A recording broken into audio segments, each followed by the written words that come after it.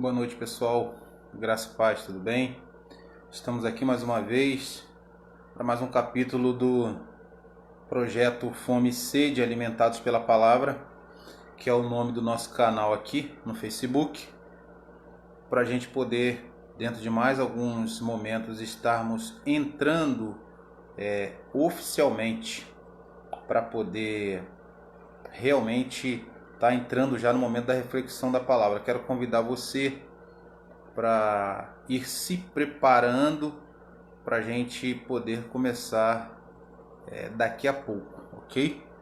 Para você que está entrando hoje pela primeira vez, foi convidado por alguém, quero lhe dizer que esse projeto Fome e Sede, é um projeto que nasce obviamente no coração de Deus, e logo em seguida nós, que somos integrantes de um grupo de estudo da Palavra de Deus no WhatsApp, nós tivemos a ideia de começar a propagar a Palavra de Deus aqui nesse espaço também no Facebook, através de lives, ok? Compartilhar para a nossa edificação e para o nosso crescimento.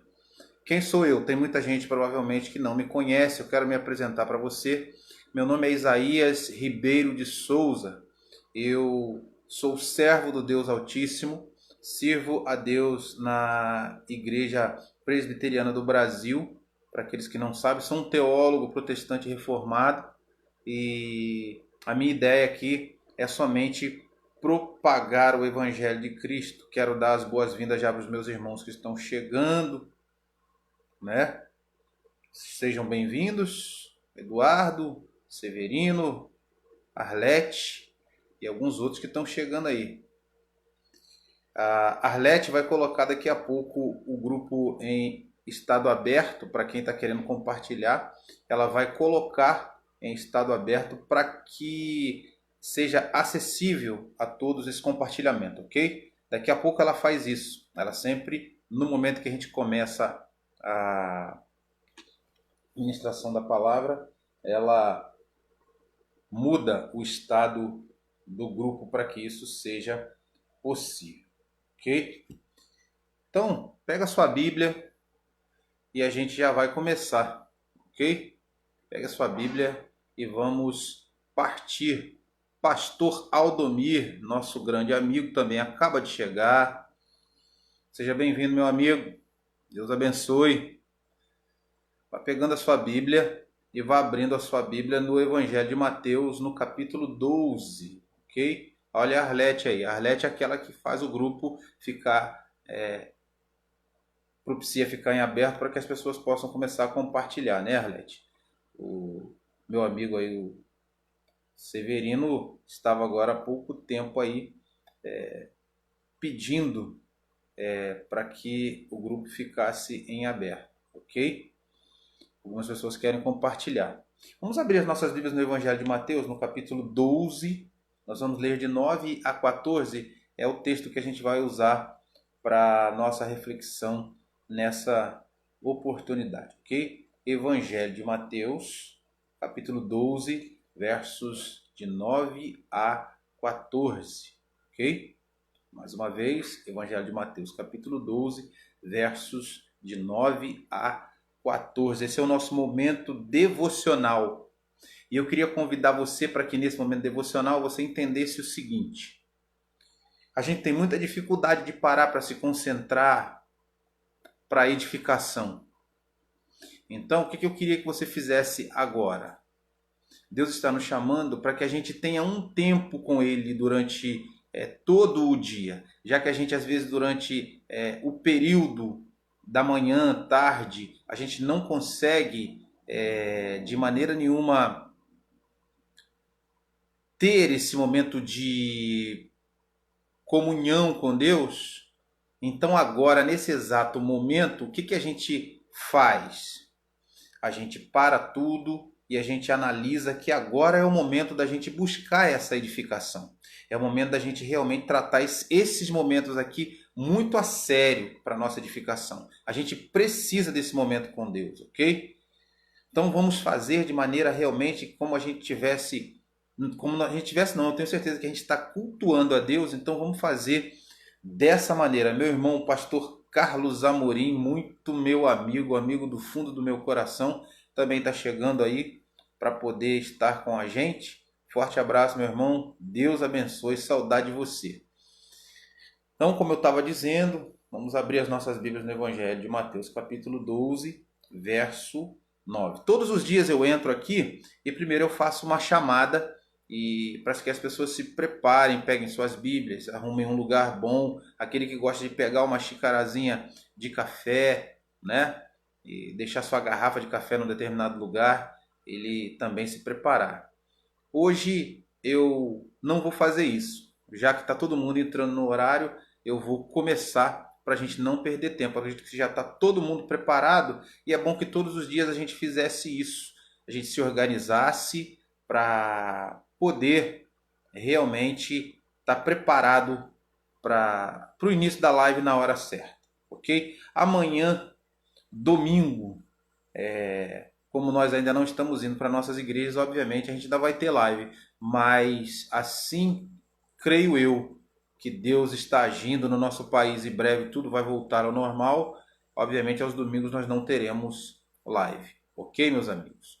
Outra coisa que eu quero dizer para você é que o nosso canal aqui também ele vai ter algumas modificações, algumas coisas bastante legais aqui.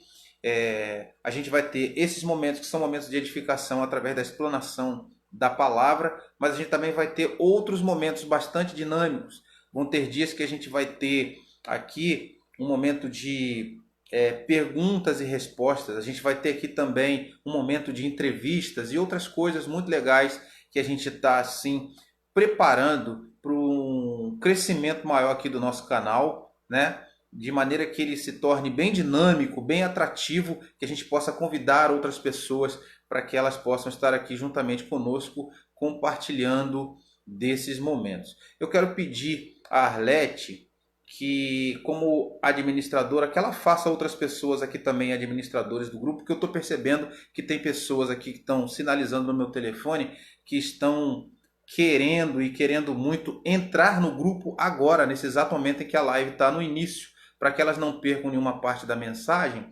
Se a Arlete puder ou viabilizar a entrada dessas pessoas no grupo, ou fazer outros também que possam se tornar administradores para facilitar então esse nosso trabalho. Tá ok? Mas vamos à leitura do texto, para que a gente não possa perder mais tempo. Pega a sua Bíblia e vamos à leitura. A palavra de Deus, Evangelho de Mateus, capítulo 12, versos de 9 a 14, que diz assim. Mateus, capítulo 12, de 9 a 14. Diz assim. Tendo Jesus partido dali, entrou na sinagoga deles. Achava-se ali um homem que tinha uma das mãos ressequida. E eles então, com o intuito de acusá-lo, perguntaram a Jesus, é lícito curar no sábado? Ao que Jesus lhes respondeu, qual dentre vós perde uma ovelha e num dia de sábado, e mesmo estando ela a cair num determinado buraco, a permite que fique ali e não usa de esforço para livrá-la? Ora mais vale um homem que uma ovelha. Logo é lícito socorrer no sábado e fazer o bem. Então disse ao homem, estende a tua mão. Estendendo-a, ela ficou curada. Retirando-se, porém, os fariseus, eles conspiravam contra ele com o desejo de lhe tirarem a vida. Amém? Vamos orar? Deus Santo, nós lemos a tua palavra mais uma vez e te pedimos, Senhor, que o teu Espírito venha abrir as nossas mentes e os nossos corações para que possamos levar esse momento muito a sério de reflexão, pois sabemos que tudo aquilo que nós vamos tratar aqui vai servir para a nossa edificação, para a nossa reflexão, para a nossa mudança de vida. Senhor, pelo poder do teu Espírito, abre a luz do nosso entendimento e sensibiliza o nosso coração para que possamos ouvir a tua palavra mais uma vez, como temos ouvido aqui todos esses dias. É assim que nós oramos e já te agradecemos no nome doce e santo de Jesus. Amém. O tema da nossa reflexão nessa noite é necessidade de cura. E quando a gente fala de cura, a primeira coisa que eu quero dizer é o seguinte: nenhum doente pode ser devidamente tratado se ele não reconhece o seu estado de enfermidade. Positivo?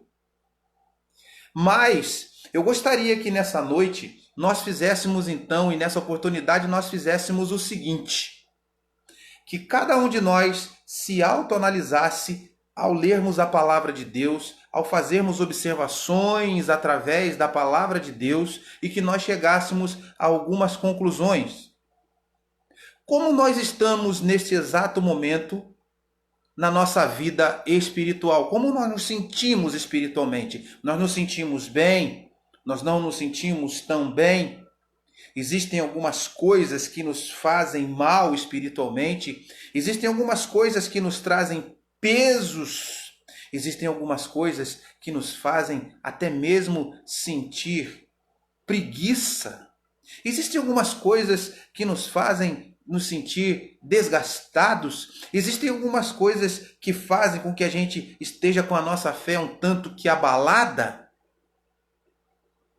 O fato de um doente detectar e reconhecer que está doente, isso apressa o seu estado e o seu diagnóstico para a cura. A sinceridade plena ao lermos a palavra de Deus e nos examinarmos pelas Escrituras, vai fazer com que nós, de maneira sincera, possamos criar alguns diagnósticos sobre nós mesmos. E eu quero dizer que cada um de nós seria realmente insincero, seria cínico, se ao se autoanalisar nesta oportunidade dissesse: não, eu estou bem, está tudo maravilhosamente bem. O que eu quero dizer é o seguinte: nós, como seres humanos, como servos de Deus, como igreja de Deus, sempre precisamos reconhecer o nosso estado.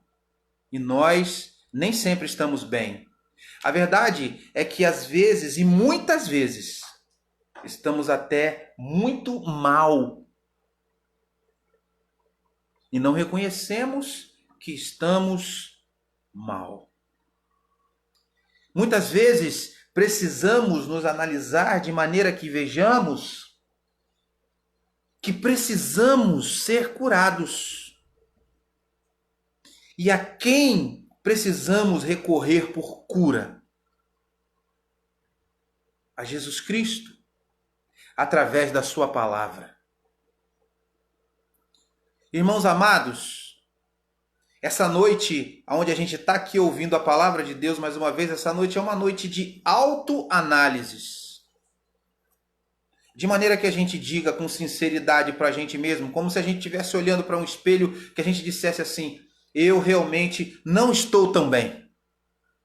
Eu estou precisando ser tratado pela graça de Deus, de maneira que o meu coração volte a ser o que foi um dia.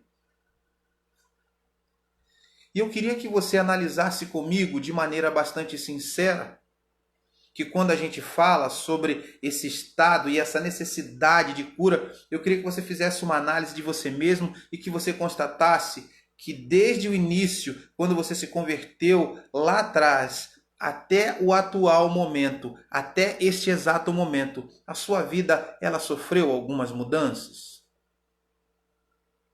E se a sua vida sofreu algumas mudanças, o que foi que causou ou o que causaram essas mudanças? O que aconteceu no meio do caminho? Antes, líamos a palavra de Deus com muito mais intensidade. Antes, orávamos com muito mais intensidade. Antes tínhamos prazer de estar na casa de Deus muito mais frequentemente. Mas de repente hoje, nem tanto. Há um tempo atrás, tínhamos muita fome, muita sede de estarmos nos átrios do Senhor, de cantarmos para o Senhor, de glorificarmos o Senhor. Mas o tempo passou e hoje nem tanto. Hoje precisamos apenas de um motivo para não irmos à igreja. Precisamos apenas de um motivo para dizermos que não tivemos como ler a Bíblia. Basta apenas um motivo para não orarmos. E dessa maneira vamos ficando distantes de Deus. E uma vez que vamos ficando cada vez mais distantes de Deus, a nossa alma, obviamente, vai adoecendo. Eu gosto muito de uma colocação de um grande teólogo, um grande pregador da história da igreja, um grande escritor, seu nome John Stott. Muitos de vocês, de repente, já ouviram falar, alguns não ouviram, mas vão ainda ouvir falar muito. Uma vez ele disse uma frase que eu nunca mais esqueci, ele disse assim: é importante que nós entendamos a mensagem bíblica sobre a importância de nós buscarmos o tempo todo a questão de nos enchermos do Espírito. Pois uma vez que estando cheios do Espírito, nós estamos cheios da plenitude de Deus, de maneira que nada adentra o nosso coração. Outra coisa que ele diz é assim: porque se nós não buscarmos sermos cheios do Espírito, se nós não buscarmos a plenitude para estarmos cheios do Espírito, poderemos estar cheios de qualquer outra coisa. Poderemos estar cheios de nós mesmos. Poderemos estar cheios de infantilidades. Poderemos estar cheios de mentiras. Poderemos estar cheios de fracassos. Poderemos estar cheios de teatros diante de Deus. Poderemos até mesmo estarmos cheios de pecados. Por isso é importante estarmos andando na direção de Deus e nos enchendo do Espírito. E uma vez que estamos cheios de outras coisas a não ser de Deus, se estamos cheios de outras coisas, é porque estamos doentes. É porque estamos enfermos. Por mais religiosos que possamos ser, por mais religiosos que nos esforcemos para mostrar que somos, mostramos para as outras pessoas, mas não conseguimos enganar a Deus e não conseguimos enganar a nós mesmos quando estamos sozinhos. Será que algum de nós que está ouvindo isso aqui nessa noite, será que alguém que vai ouvir essa mensagem no decorrer dos compartilhamentos vai pensar sobre isso? Vai pensar sobre a sua vida? Tomara que pense. Tomara que reflita. Tomara que reconheça o seu estado de enfermidade espiritual. Porque o homem, uma vez que foi atingido pelo pecado, desde o que aconteceu no Éden, a sua alma se tornou enferma. E essa alma precisa ser restaurada pela graça de Deus, de maneira que esse homem passe por algo que a Bíblia chama de novo nascimento, não é isso? Passando pelo novo nascimento, nós continuamos a ser seres humanos. Não somos perfeitos. E lutamos dentro da estrada da santificação para sermos pessoas que vivem o Evangelho de uma maneira mais sadia e pura, mas a nossa carne grita dentro de nós e nós erramos e nós tropeçamos muitas e muitas vezes. Em alguns momentos, nos afastamos de Deus, entristecemos o Espírito que habita em nós e nos tornamos pessoas doentes e enfermas. Eu queria que nessa noite a gente começasse a pensar sobre a necessidade que temos de expurgar de nós todo tipo de enfermidade que nos atrapalha, que nos afasta de Deus. Eu queria que nós observássemos o texto que nós lemos nessa noite e o contexto do texto. O texto que nós lemos nessa noite, obviamente, sempre vai trazer um relato sobre a pessoa de Jesus. Jesus é o centro da Escritura e não há mais nada a se dizer e a se pregar do que a Jesus. Se alguém prega uma outra coisa que não seja Jesus Cristo, ele está prestando um desserviço, um serviço contra o Evangelho. Se alguém, ao invés de pregar a Jesus, prega a prosperidade, ele não está pregando o Evangelho.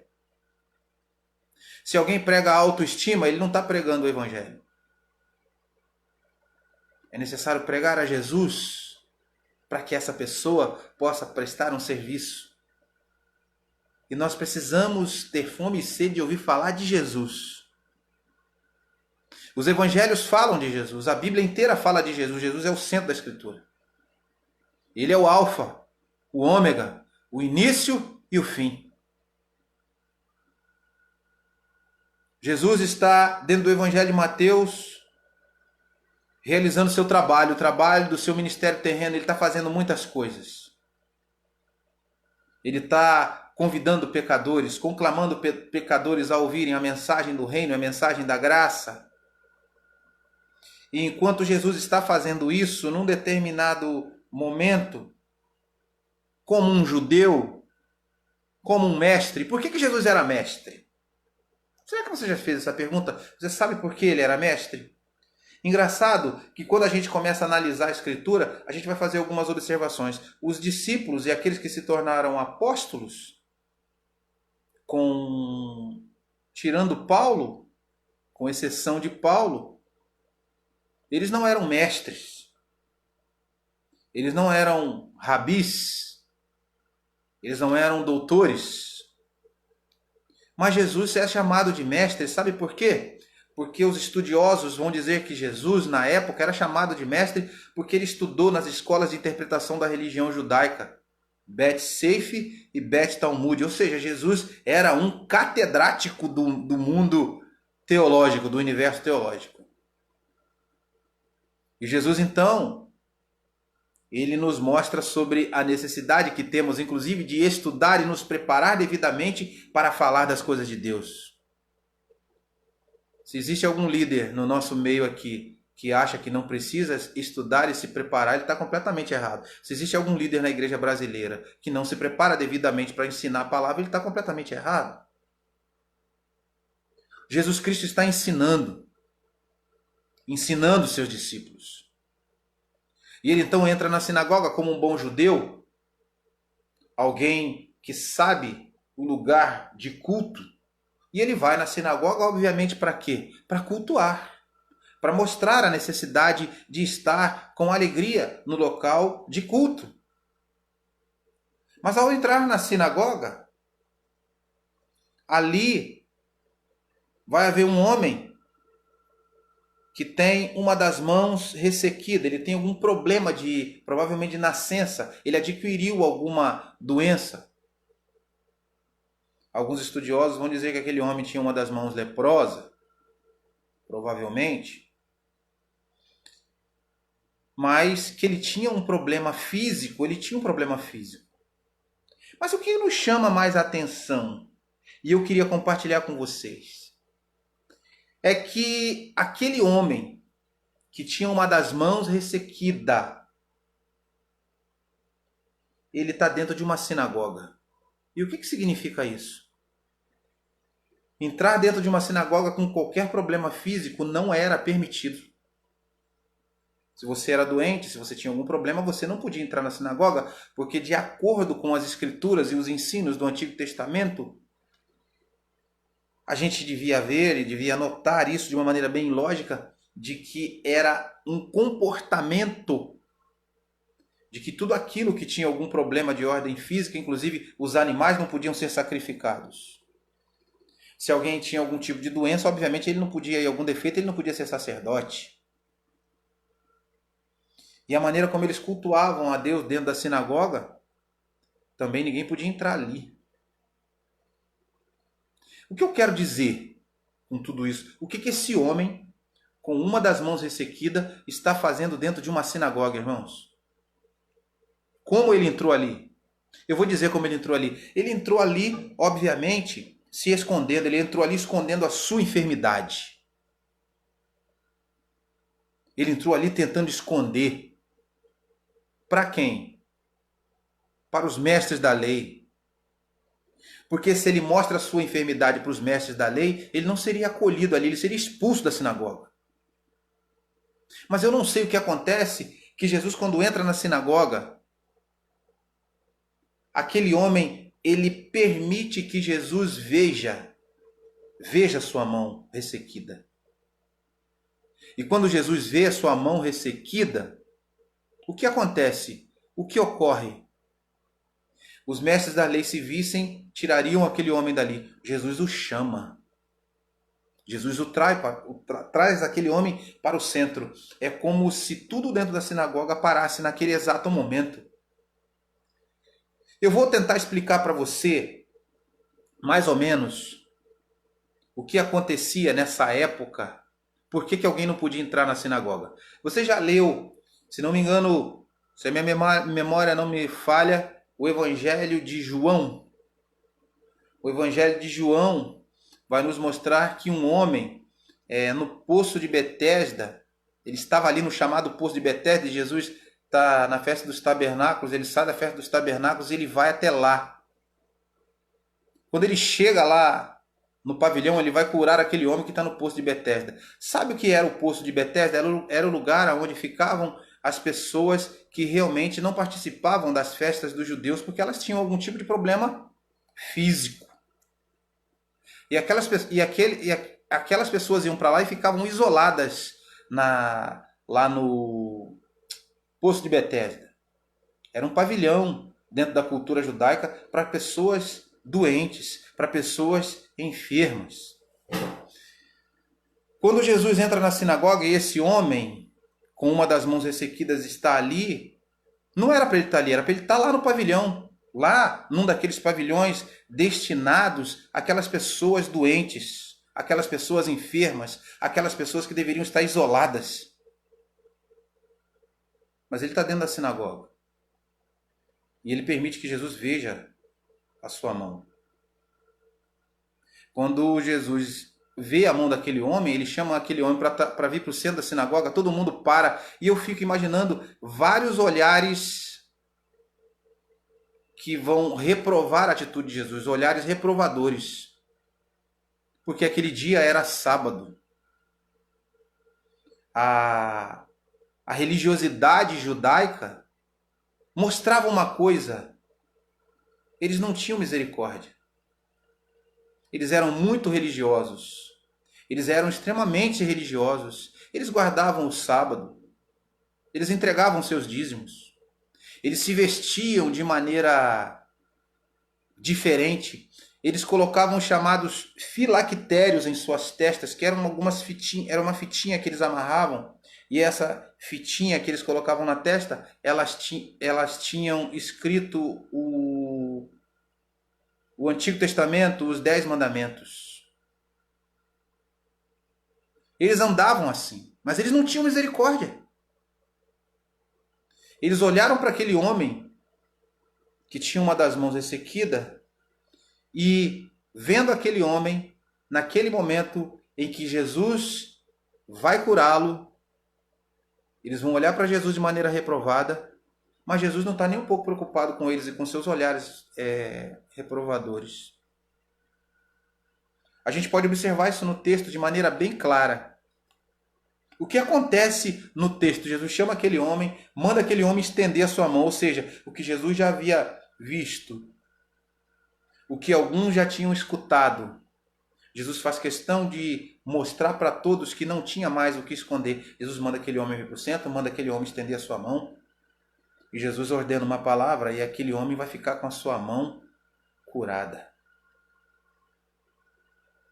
Uma coisa no texto, porque o tema da nossa reflexão nessa noite é a necessidade de cura, que eu quero chamar a sua atenção, é que se nós fôssemos ver alguém fazer a exposição deste texto numa igreja pentecostal, numa igreja neopentecostal, as pessoas sempre frisam muito a questão do milagre. Eles não conseguem pregar o evangelho e falar sobre a cruz, e falar sobre Cristo, e falar sobre as nuances do texto.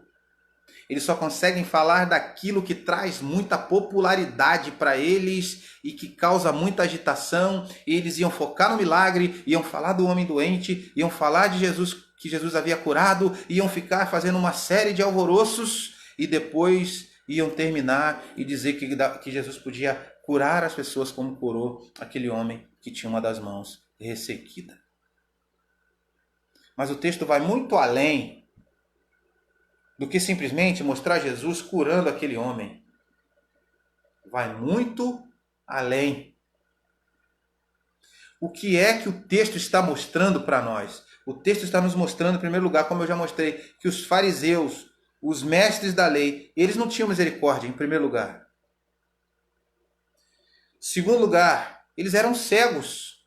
A lei, por incrível que pareça, faz com que eles fiquem cegos.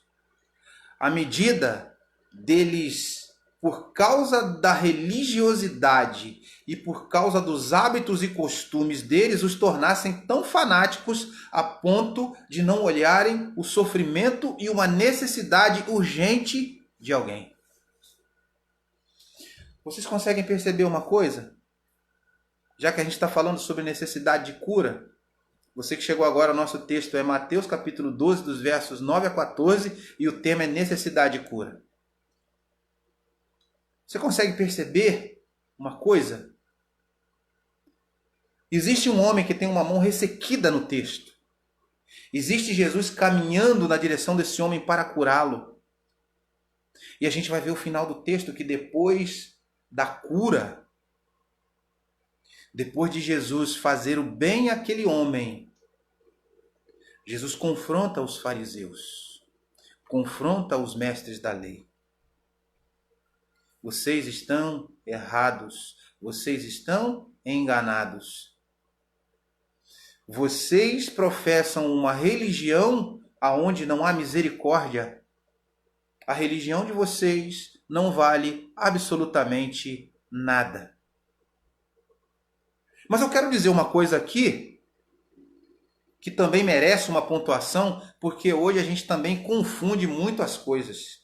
A gente tem um evangelho hoje pregado em muitos lugares que é um evangelho comunista. Estranho, né? Um evangelho não, é um evangelho gospel comunista. Tudo que é voltado para o social é fundamental. Quando a gente fala de fazer assistência a alguém, quando a gente fala dessa assessoria a alguém, a gente não fala de questão social simplesmente, mas a gente fala de ações movidas por corações transformados. O que eu quero dizer é o seguinte: aqueles homens, os mestres da lei, e veja como a Bíblia começa a fazer sentido. É por isso que Jesus conversa com Nicodemos, um dos mestres da lei, um dos fariseus, né? Mestres e mestre dos mestres, e vai dizer para ele: importa-vos nascer de novo. Os corações daqueles homens não eram corações transformados. Por mais que eles mostrassem toda a religiosidade que mostravam, os seus corações eram duros. Ao serem confrontados por Jesus no texto, depois da gente fazer todas essas análises, o que a gente deve perceber também no texto? Existe uma coisa no texto que a gente deve perceber, que depois de tudo que acontece, depois do ato de misericórdia de Jesus, depois de Jesus curar o homem, depois de confrontar esses mestres da lei,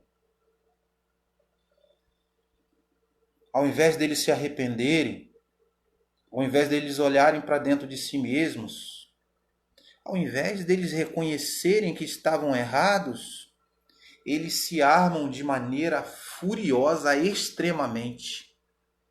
E no final do texto a gente vai ver que eles se uniam e armavam uma conspiração para poder tirar a vida de Jesus. Vocês conseguem perceber isso no texto?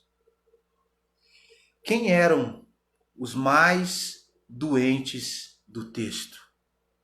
Quem eram aqueles que verdadeiramente precisavam de cura no texto? Qual era a pior enfermidade no texto? Era a enfermidade física?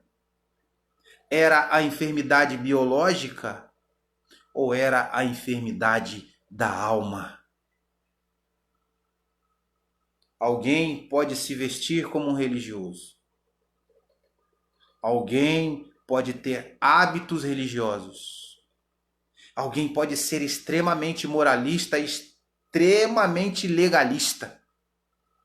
Alguém pode se achar num estado moral tão grande a ponto de apontar e apontar e apontar o que está certo e está errado. E ao mesmo tempo, ele pode ser alguém muito mal lá dentro do seu coração. O texto mostra que esses homens, como mestres da lei, eram muito maus. Maus a ponto de, dentro da sinagoga, pensarem e desejarem tirar a vida de Jesus. O que Jesus fazia para que eles quisessem tirar sua vida? Sabe por que eles queriam tirar a vida de Jesus? Por causa da sua inveja. Por causa do seu orgulho. Por causa daquilo que defendiam dentro da sua maldita instituição. Quantas pessoas vivem dentro de um institucionalismo humano maldito e doentio que não leva a crescimento, a mudança nenhuma?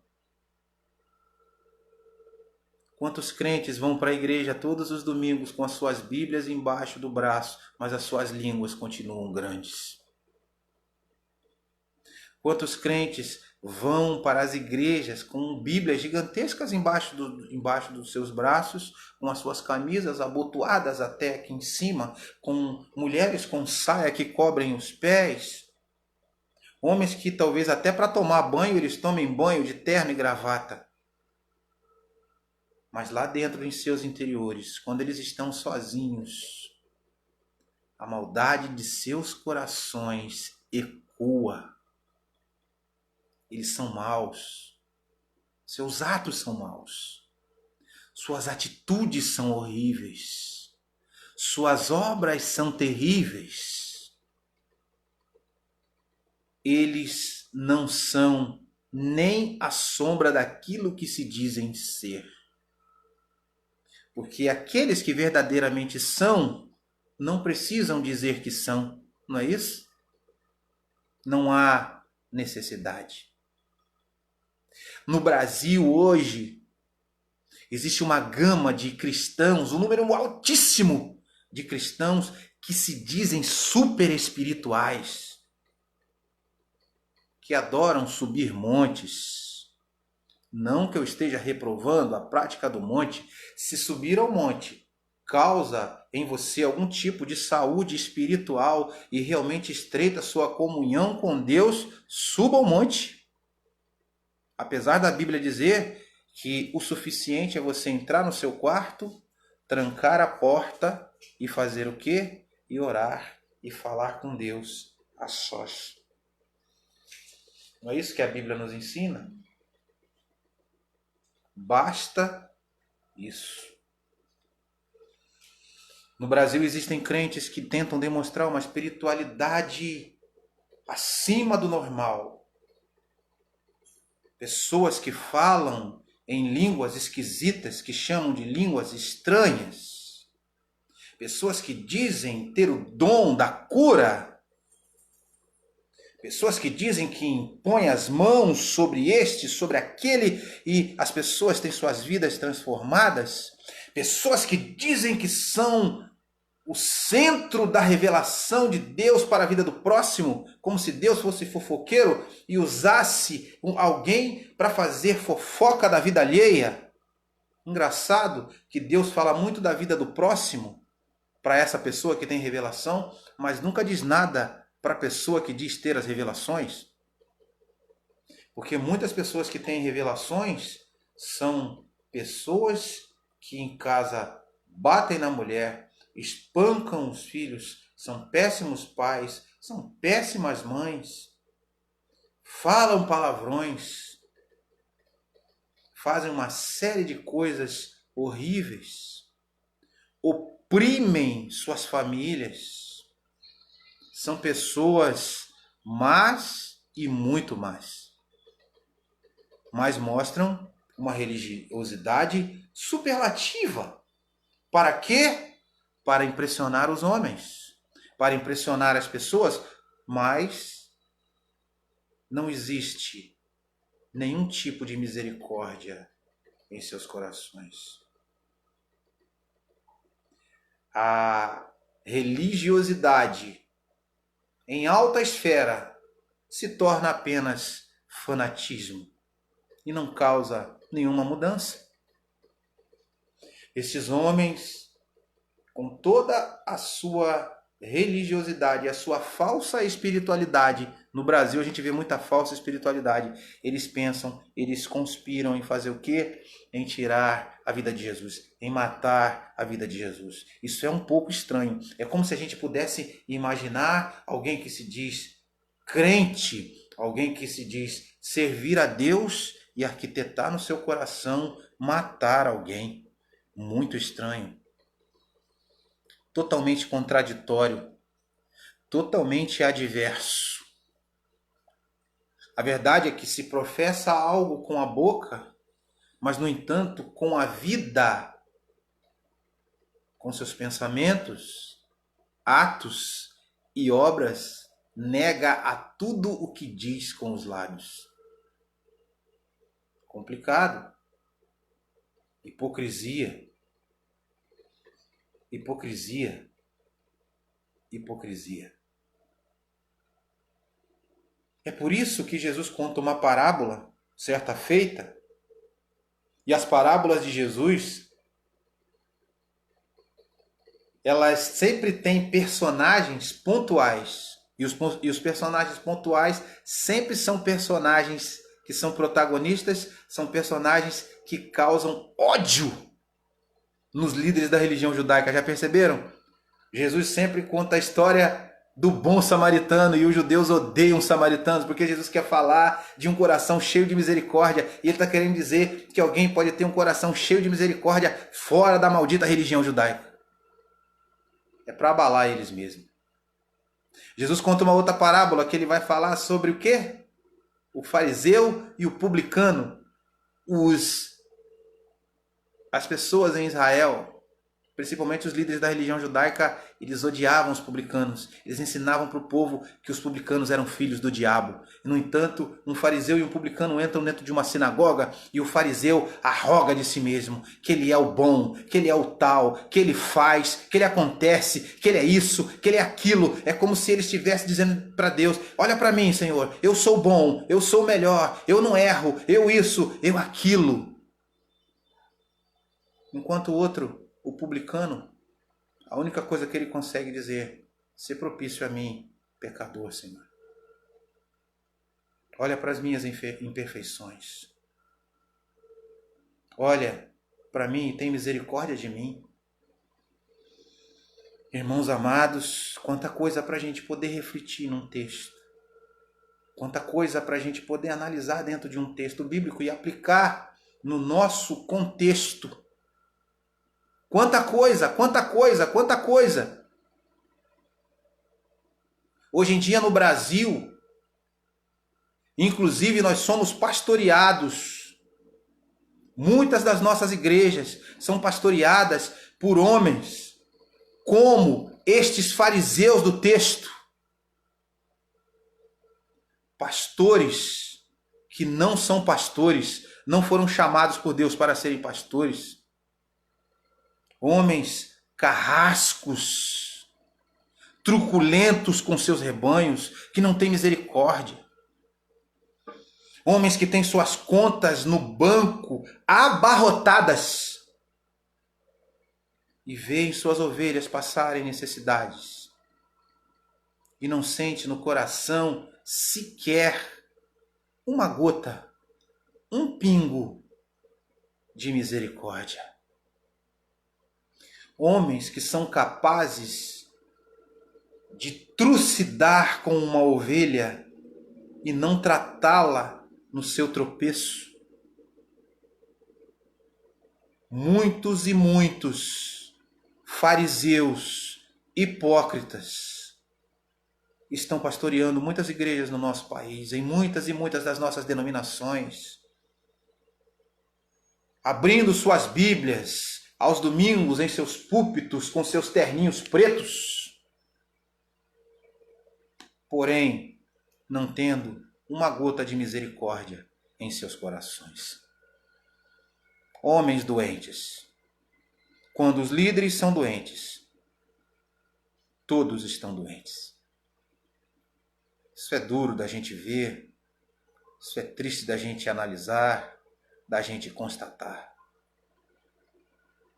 Quando o pastor de uma igreja é doente, quando ele mostra a enfermidade do seu coração nos seus atos, é porque aquela igreja está muito mal, num estado muito ruim. Como nós precisamos de pastores com o coração cheio de misericórdia. E vejamos que a própria Escritura, ela faz sentido cada vez mais. Porque Jesus é aquele que diz, eu sou o bom pastor, não é isso? O bom pastor é aquele que dá a vida pelas ovelhas. É aquele que se sacrifica pelas ovelhas. O que Jesus está querendo dizer? Olhem para mim como eu pastoreio. Não olhem para esses mestres da religião judaica. Eles não cuidam de vocês. Eles não cuidam nem de si mesmos. Porque se cuidassem de si mesmos, cuidariam dos seus corações duros. Percebem isso, irmãos? A igreja brasileira está doente. E por que ela está doente? Porque nós vemos uma gama de crentes que procura a Deus de maneira interesseira, pessoas doentes. A igreja brasileira é uma igreja doente. E por que ela é uma igreja doente? Porque os seus líderes são doentes. Os seus pastores pregam que as pessoas precisam ir diante de Deus somente para arrancar de Deus. Eles não ensinam as pessoas a se humilharem diante de Deus, a se prostrarem diante de Deus, a chorarem seus pecados diante de Deus. Não há este ensino na igreja brasileira.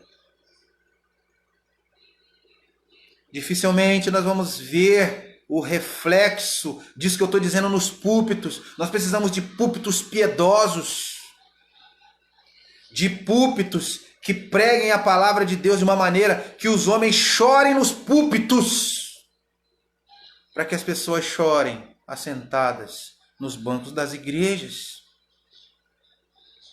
Todos somos pecadores, todos somos falhos. Uma igreja começa a crescer quando o seu líder reconhece que está doente. E quando ele reconhece que está doente, ele começa a pregar sobre a necessidade de cura. E os membros da sua igreja vão ouvir sobre necessidade de cura e vão começar a fazer análise de si mesmos e vão começar a dizer, eu preciso de cura, eu preciso ser curado, eu preciso ser transformado. Eu preciso.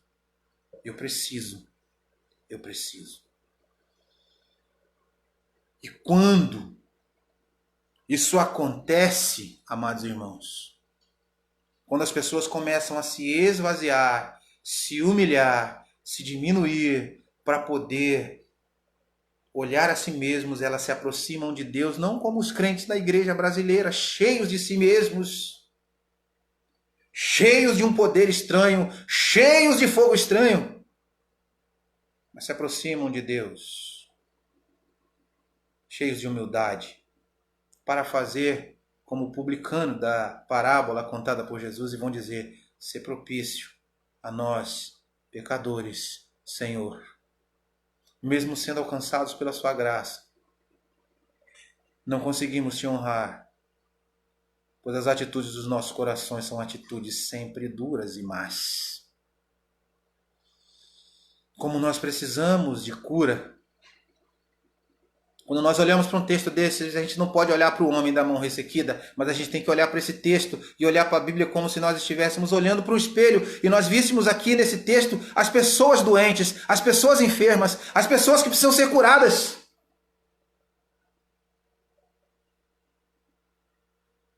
Precisamos olhar para a Bíblia, entendendo que Deus está falando é conosco.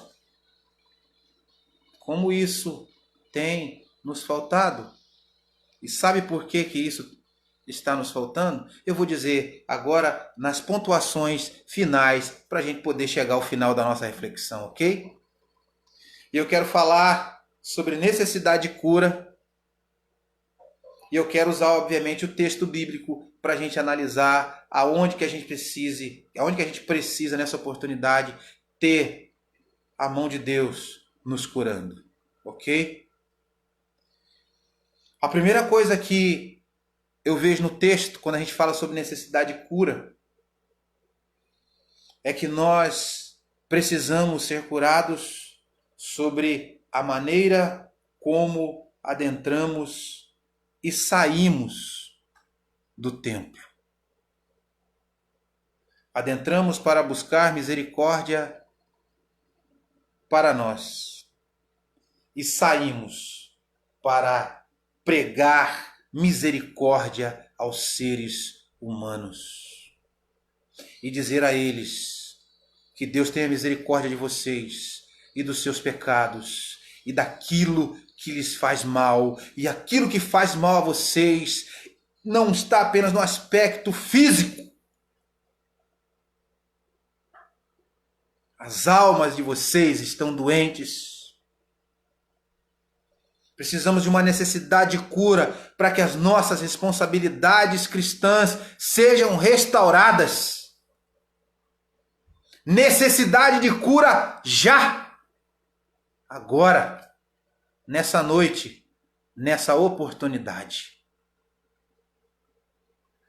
Segundo lugar, precisamos do tratamento de Deus e precisamos de uma necessidade de cura para que a nossa visão seja restaurada. O que temos enxergado sobre nós mesmos, enxergado sobre a igreja que fazemos parte, sobre a igreja no Brasil, sobre o cristianismo que pregamos. O que temos enxergado sobre o nível de espiritualidade que temos até o presente momento. A nossa visão deve nos mostrar a verdade. Deve nos mostrar quem verdadeiramente somos. Deve nos mostrar que estamos doentes, que estamos enfermos.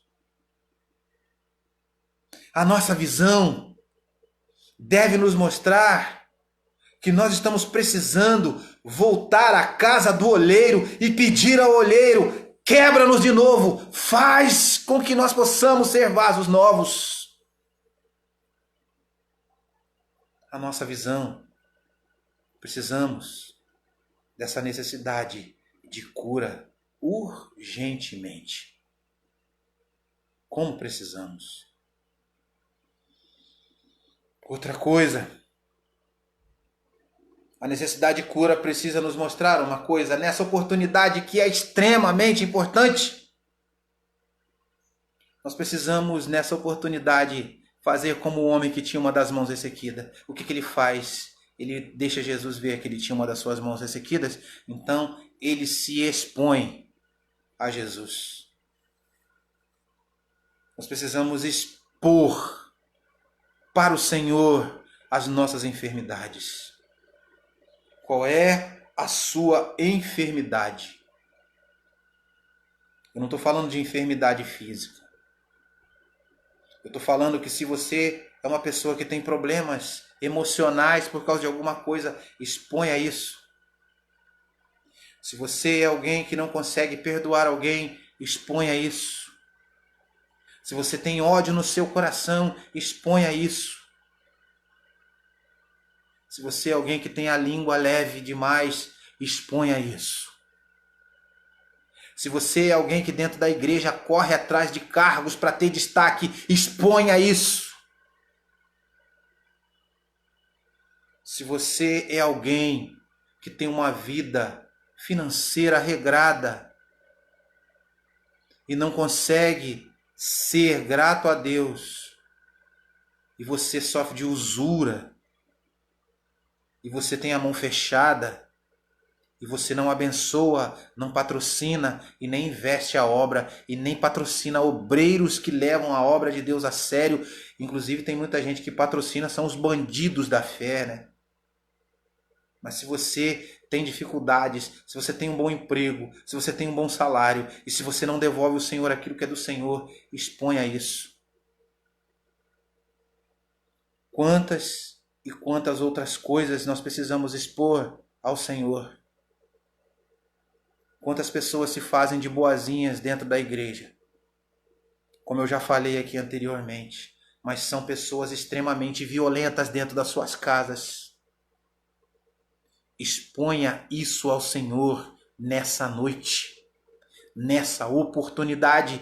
Faça isso. Necessidade de cura. A igreja brasileira precisa de cura. Esse homem expõe. E depois dele expor, o que acontece? Isso nos dá uma ideia, uma convicção, uma concepção de confissão, de coração que se abre. Muita gente faz muito sacrifício, mas o Senhor quer um coração contrito. Não é assim que a própria palavra nos ensina? Um coração contrito, quebrado, transformado, desarmado, que reconhece as suas culpas. Não é isso? E depois de demonstrar, de expor aquilo que é a nossa enfermidade, o que acontece? O Senhor nos acolhe, Ele nos chama para o centro, ou seja, Ele nos chama pelo nome, e Ele derrama do seu bálsamo sobre as nossas cabeças, sobre as nossas enfermidades. Ele dá somente uma ordem para que definitivamente nós possamos ser curados. Necessidade de cura. Exponha para o Senhor a sua enfermidade. Aquilo que aquele homem escondia, provavelmente a sua mão dentro da sua vestimenta. Ele expôs. Nós precisamos aprender a nos expor também. Somente expondo, somente abrindo o coração para o Senhor é que seremos curados. Meus amados irmãos, para a gente poder terminar, para a gente terminar e observar no texto a necessidade de cura, eu quero falar uma coisa que muito vai me deixar preocupado e eu quero que a gente pense sobre isso. Jesus entra na sinagoga e ali ele deixa marcas profundas dos seus ensinos, não é isso? Da sua presença, do seu poder, da sua admoestação, nos mostrando que nem sempre nós vamos ouvir dele aquilo que nós queremos, mas nós vamos ouvir até coisas pesadas, porque os fariseus ouvem dele uma admoestação muito e muito pesada. Não é isso que nós vemos? Jesus marca aquela sinagoga. Jesus marca a vida deste homem. Provavelmente o texto não mostra, mas de repente alguns outros anônimos vão ficar impressionados com o que acontece ali e depois daquele momento eles passam a seguir a Jesus. Mas o que eu quero dizer é que mesmo com a presença de Jesus, é que mesmo com a manifestação de Jesus, é que mesmo com a demonstração da grandiosidade do poder de Jesus, os fariseus continuaram olhando para a sua religiosidade. Continuaram com seus corações endurecidos. Continuaram mergulhados e cegos e não mudaram suas concepções, e não mudaram de vida, e não mudaram sua postura, e não mudaram absolutamente nada. Eles conspiraram em tirar a vida de Jesus. Eu quero tirar daqui um ponto, uma pontuação para a gente poder trazer para a nossa realidade no Brasil algo muito importante. Esses homens, os fariseus, os mestres da religião judaica, eles são perseguidores do cristianismo. Eles são pessoas que odeiam o cristianismo. Eles são pessoas que odeiam as verdades de Jesus. E o que isso tem a ver com a gente que é brasileiro? O que isso tem a ver com o nosso contexto? Nós vivemos no Brasil. E há uma corrente ideológica, política chamada comunismo no nosso Brasil, que é inimiga da cruz de Cristo. Eles odeiam as admoestações das Escrituras, que são as admoestações de Cristo. Eles conspiram contra a igreja, eles conspiram contra a palavra, eles não respeitam a Deus. O que será destas pessoas? Eu queria que a gente pensasse sobre isso. Enfermidade, necessidade de cura. Nós vamos continuar aqui como cristãos, pregando a palavra de Deus para pessoas que vão ouvir, para pessoas que vão nos odiar, para pessoas que não vão nos dar a mínima, mas nós devemos continuar fazendo como Jesus. Jesus prosseguiu, independente do que acontecia de positivo e de negativo, não é isso? Jesus, o Deus encarnado, continuou caminhando, pregando as verdades do reino, sendo o grande ser curador de almas e fazendo discípulos para que pregassem o seu nome, a sua glória, a sua essência, para que outros fossem curados.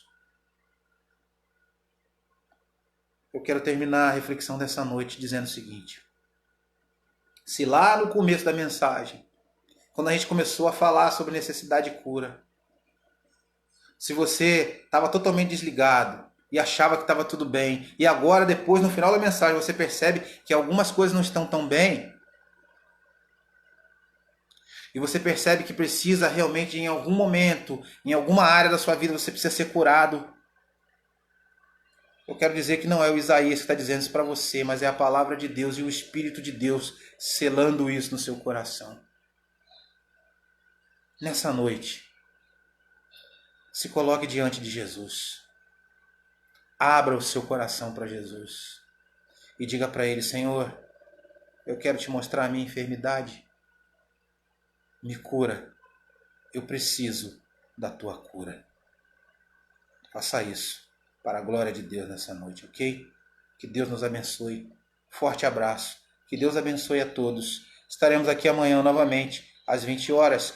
Forte abraço a todos que acompanharam a nossa live hoje num número bem maior. Esperamos que vocês continuem a convidar outras pessoas para que nós possamos estar aqui no nosso canal ouvindo a pregação da palavra de Deus. Quanto mais pessoas ouvirem a pregação da palavra de Deus, mais haverá possibilidade de cura, de quebrantamento e de transformação para essas pessoas e para a nossa pátria e para a nossa nação. Amém? Forte abraço, irmãos. Fiquem com Deus.